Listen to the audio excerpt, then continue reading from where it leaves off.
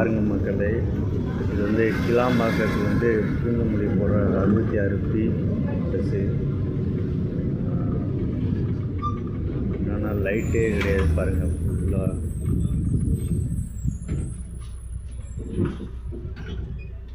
லைட்டே கிடையாது.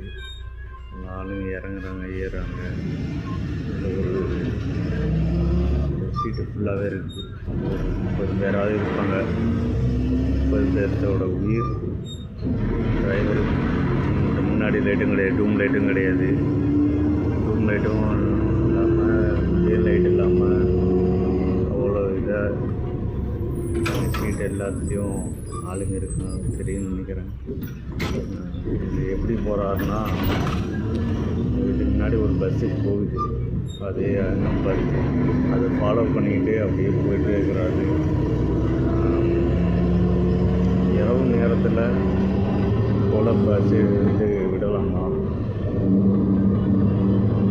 எவ்வளோ பெரிய தவறு. கவர்மெண்ட்டுக்கு சேரணும்னு நினைக்கிறேன்.